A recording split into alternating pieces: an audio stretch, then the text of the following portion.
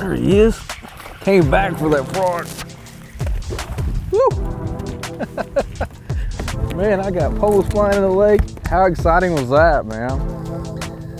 He came up and flushed it. I don't know if that was a good one or not. And came back and ate the striped king frog. You got her.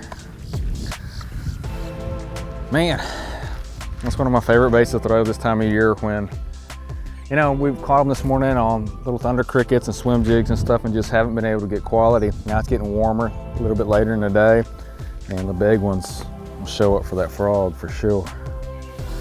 So, you know, we're in Louisiana and most of these fish, they're done spawning. A lot of empty beds, a lot of real skinny males. I'm trying to target bigger fish on a frog. But really it's one of the best times of the year to throw it because you can box a lot of keepers because after the spawn, you're gonna get a lot of fish guarding fry.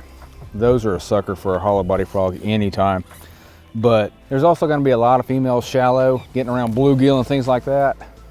And that's another great situation to throw a frog. You can definitely get out early in the morning and everybody wants to throw topwater early in the morning and myself included. But a lot of times that best frog bite is on up in the middle of the day. You know, the temperature warms up.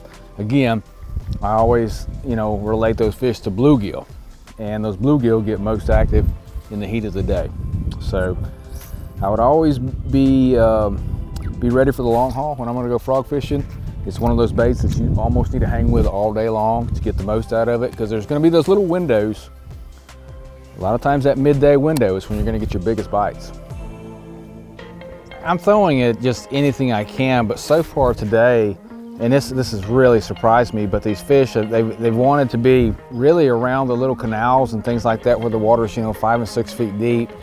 Again, it doesn't seem like they're spawning. It seems like everything is post-spawn for the most part, but they haven't been up on the flats. And that's been a real surprise, you know, because I would have thought that would have been where a lot of them will be. So we're targeting steeper banks. Definitely not the most froggy stuff. If you look out through there and you see that flat with the pads and things like that, man, that looks fantastic for frogging because, you know, you could make one cast and keep that frog in a strike zone from start to finish. But we don't have that luxury sitting, you know, in 6 foot of water. So what I'm trying to do is fish any kind of grass outcropping, throw back in a pocket, clip a corner coming around a point like that. Seems like that's where they're setting. Things like this right here too, where you got 3 types of vegetation. You know, we have some kind of grass that I don't know what it is, mixed with reeds, you know, mixed with that arrowhead pad, anything like that, you know, just, I always try to think about my next cast and I always try to look for something that's different, you know, variety of vegetation,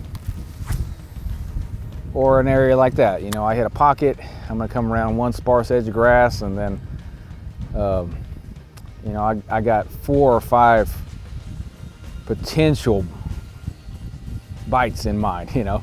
Of course, you're not gonna get, you know, most of the bites that you think you're gonna get, but I try to look for, you know, irregularities for the most part. Any kind of wind that you get that blows into, you know, a little bay like that and then funnels out to a pinch point like right there, that can be key too in the post spawn. The coolest thing about a frog is that, you know, you can throw it into anything and it's just gonna walk right through that. Probably a frog and a swim jig are the 2 baits that, to me, that's the most efficient baits that you could put your hands on. So when I'm frog fishing, one of the things that I'm looking for is there's a certain kind of reel, which is like a 200 size spool. This is a Shimano Corrado with a 200 size spool because I want to throw minimum 50, but most of the time I want to throw 60-pound line. And you know, with 60-pound, a 150 size spool, you can certainly cast all your line off. So a 200 size spool is a must on a reel. Also, I shy away from the really fast gear ratios. Like, for the most part, almost all of my fishing is done with a 7. You know, 7.3, 7.4 to 1. But with a frog, I'm gonna go down to a 6, just for sheer power. You know, when you hook a fish, You want to be able to turn them. You certainly don't want the handle binding up, which to me happens with a lot of the high power stuff because I don't have any drag. The other thing is I don't necessarily use a flipping stick, but I want a very stiff rod, one with a lot of backbone. I prefer one in a 7.4 to 7.5 category. This is Shimano Zodius 175 extra heavy. You just want to get a good hook set. Keep in mind, you know, that frog has 2 big hooks.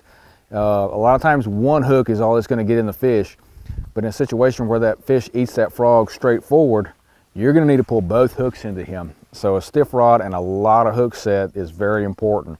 You go too heavy, then you're not going to be able to walk that bait as good unless you're really, really tall.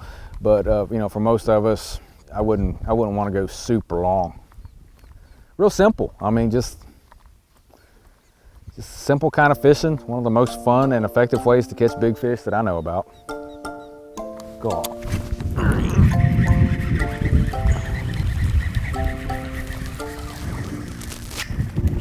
Just better quality. A little better quality. And they're eating it too.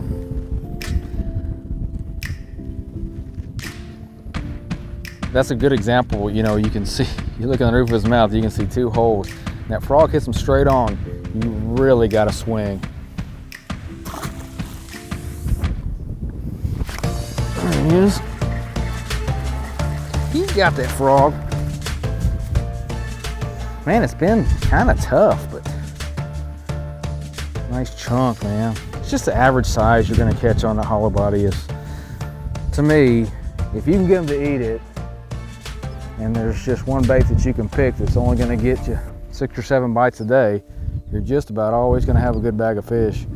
He's got a crawfish. You can see the tentacle in there, but he couldn't resist one swipe at that sexy frog.